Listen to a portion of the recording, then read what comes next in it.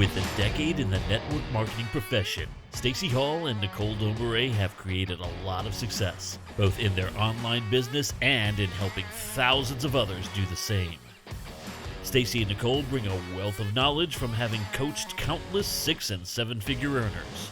Scaling your online business has never been this fun, so grab a drink, a notepad, and pen, and get ready to change your life.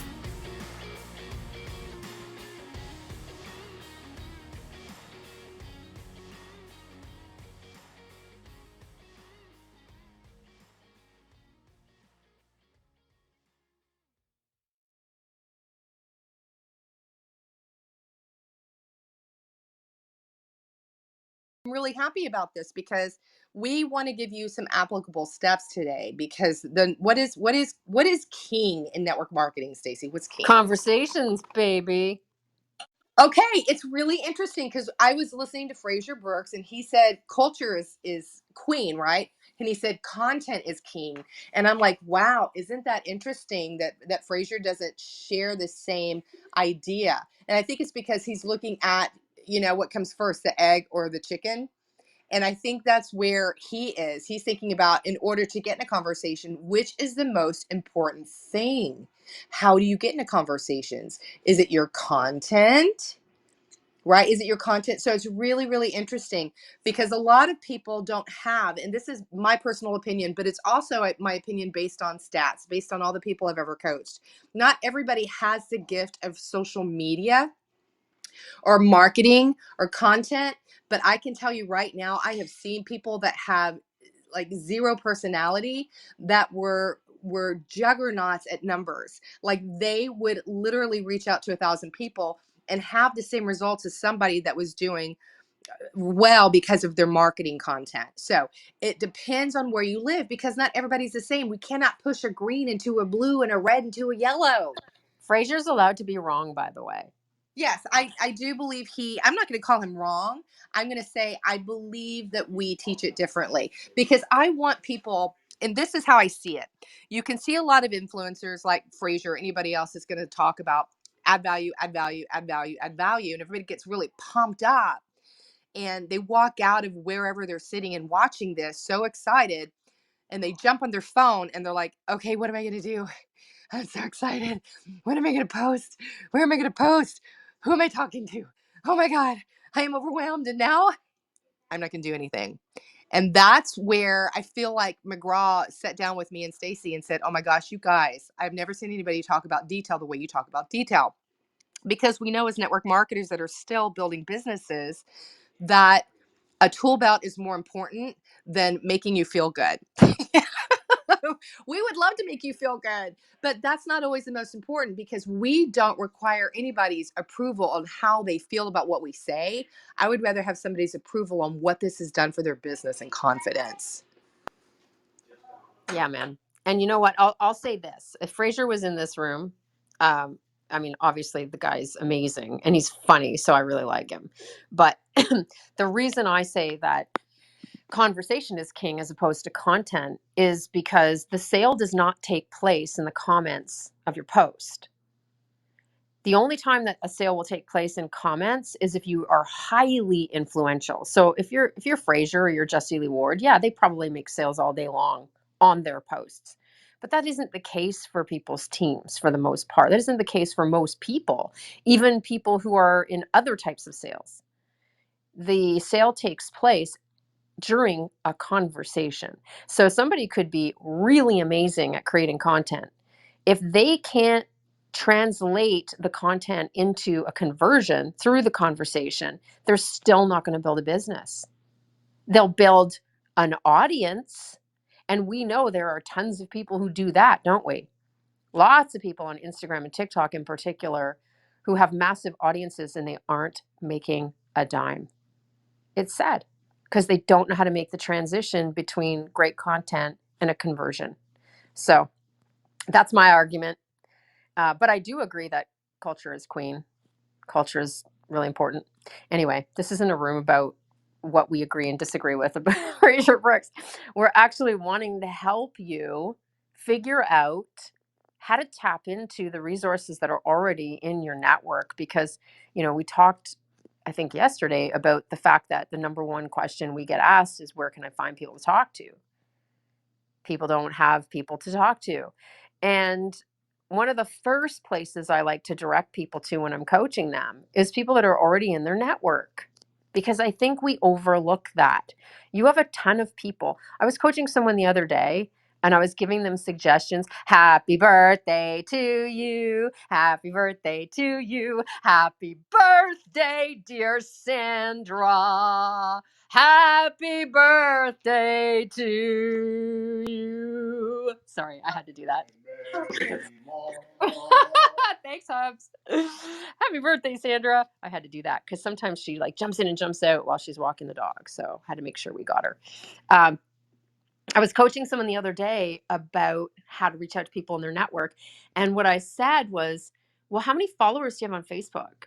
And they were like, I think it was 21 or 22,000. And I'm like, wow, that's great. 22,000 people. That's pretty good. How many of them have you reached out to?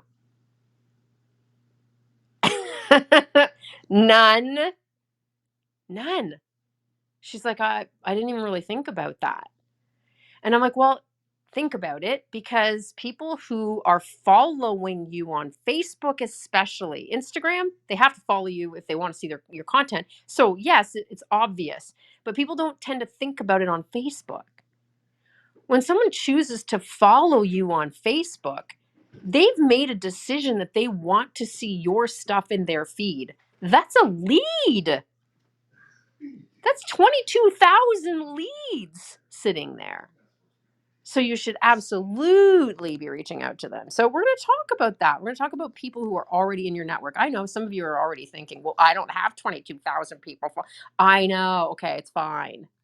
I don't either. It's okay. Not all of us can be Nicole Domuret with 100,000 followers on Facebook, right? Stop yourself. But there are other places where you do have followers and you do have people paying attention and you do have people watching you, and you may not be paying attention. So let's unpack that. My husband is having way more fun than an adult human should be having right now with chasing the cats. Okay, go ahead. Okay, he's chasing the cats. That sounds like something my husband would have fun with. They're both cat guys. I love it. Okay, so I want to tell you what happened this morning. Don't think that Staci and I don't have butterflies if we're reaching out to people that were like, oh, you have like crushes on people that are just really blowing it up because they're so magnetic and you're so drawn to them and they could be entertaining. Don't think that we don't feel that way. I want you to understand that, please. The concept of reaching out to people, you're not always going to feel like it. You're certainly not going to, feel like it if it's somebody that you think is kind of a celebrity and they probably get hit up all the time, and you're like, oh god, I don't want to really do this. But wow, if they're not monetizing, holy crap. You know what's important? It's not about helping them, but helping their people. And when you can think like that, when you can get out of your head about just trying to make a transaction with that person or convince them that what you do could be a fit for them, and you actually think, oh my gosh, this person is connected to thousands upon thousands of people that come to them every day to get like their little caffeine injection of good content or entertainment or laughs, whatever it is. Think about those people that are all sitting at home escaping in social media because their life is a wreck because of the recession. I want you to just think about that. See, those are the people that you want to contact. So every single contact's attached to people. And your mission is to make a massive impact. So when you get out of your comfort zone and start talking to people that give you butterflies, I want you to imagine that is an IPA towards that massive impact. That could lead to something extraordinary. Extraordinary. And I want you to remember also, at the end of the day, you're not trying to make money off of people. You will not get paid if someone else doesn't get paid. That means that you have to do the work in order to get paid. You've got to help somebody else do the work in order to get paid. If that helps you see yourself properly to get into more conversations, then please allow it to. I'm giving you permission, please. But I was, okay, so like 2-3 days ago, I was scrolling, and I never do, but I think I was looking for something, and I can't even remember what I was looking for, but I always have an intention when I'm scrolling, and I was scrolling on Facebook, and I came across this woman that made me laugh out loud. I don't laugh out loud often, but when I do, I don't forget who it You is. laugh out loud every single day when you're having Okay. conversations with me. No. You don't count. I'm talking about like reels, like reels. Most of the time, reels make my eyes roll because I'm like, oh, that was horrible.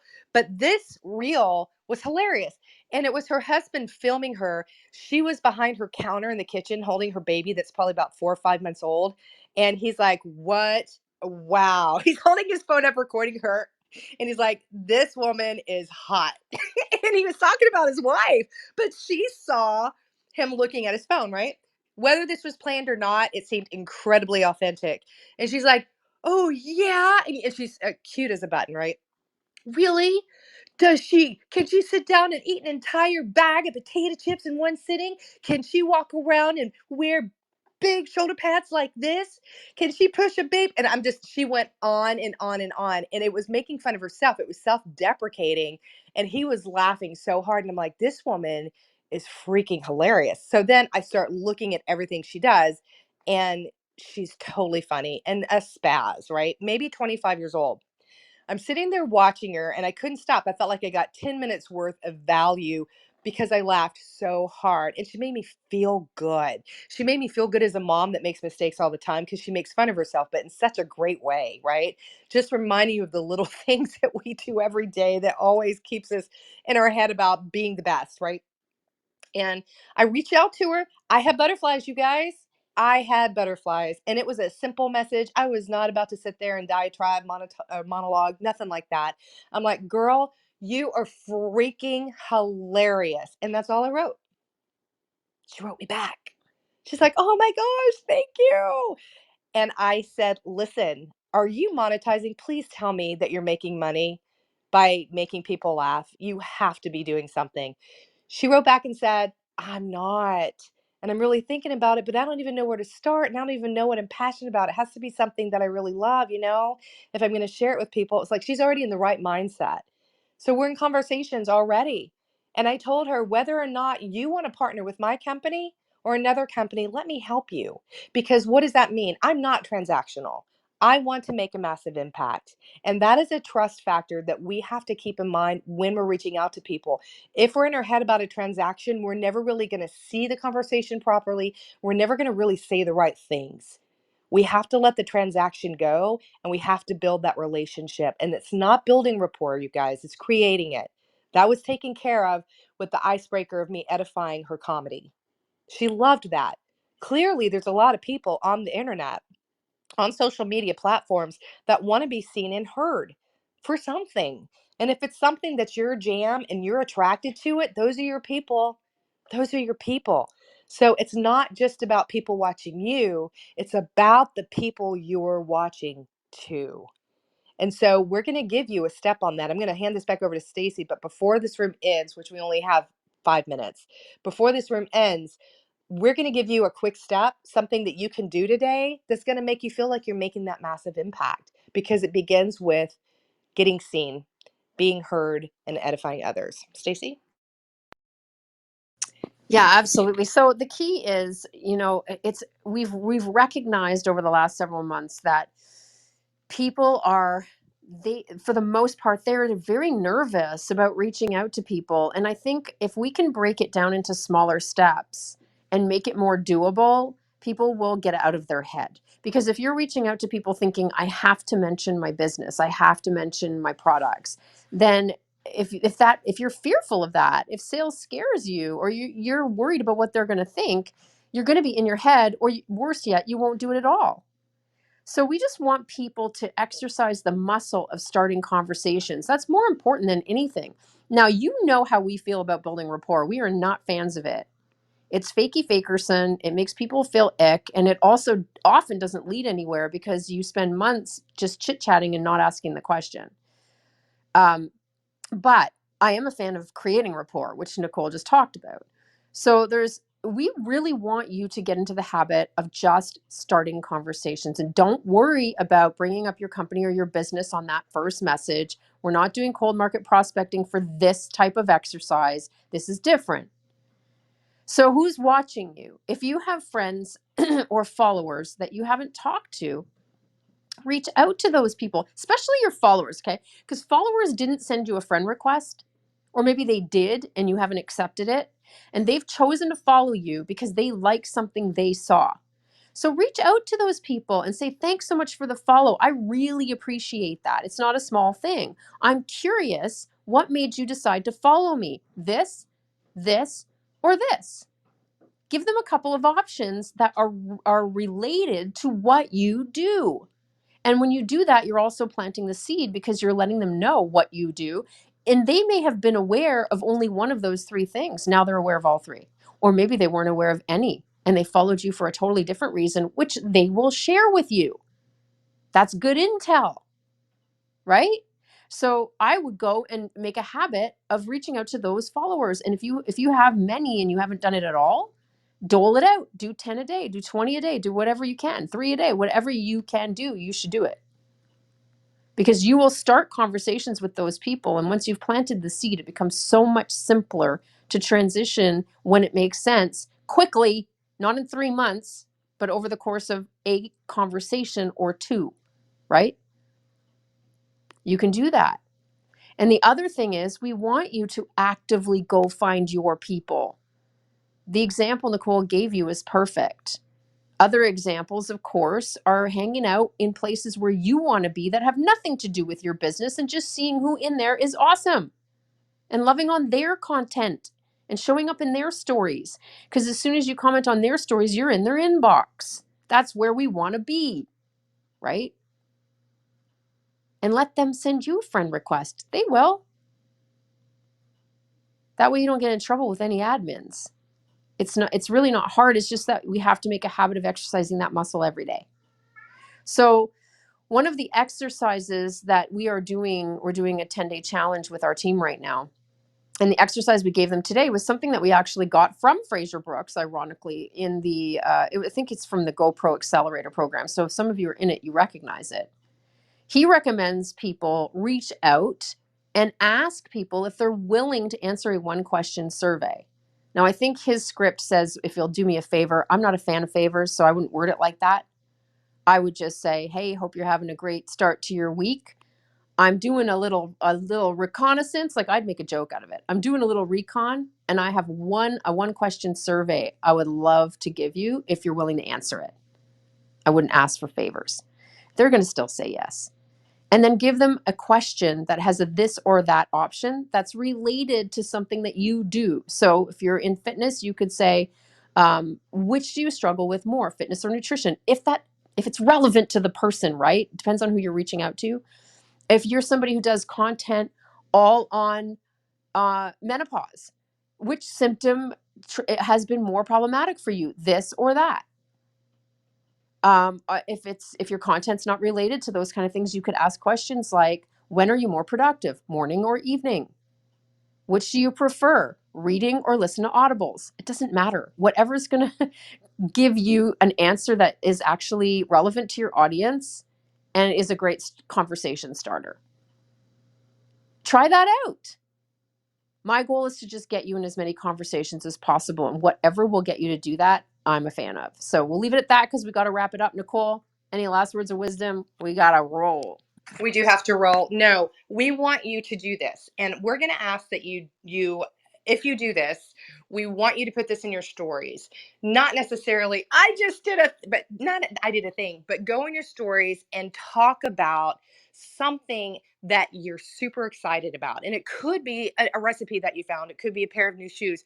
But I want you to share with people what makes you happy, because when they start actually seeing you as a person and that you're outside of the sale sometimes, and you put it in your stories and you're like, oh my gosh, you guys, I just found the best pair of shoes, or oh my goodness, I just had the most amazing conversation with my next door neighbor and we haven't talked in months, and then put a little lesson behind it, tag us. We don't have to see the tags, push them off the screen, but we want to see you do something on a very personal level today that's going to bring more people into you, and reach out to those people. Try to reach out to at least 10 people today that are your people or that are following you, and send that message, give them options, and do it after you put something personal up in your stories. So if they do come back and see you, they're going to know you're a real person. This is where it begins. I hope you guys have an amazing Monday. Stacy? Have a good one. Bye for now.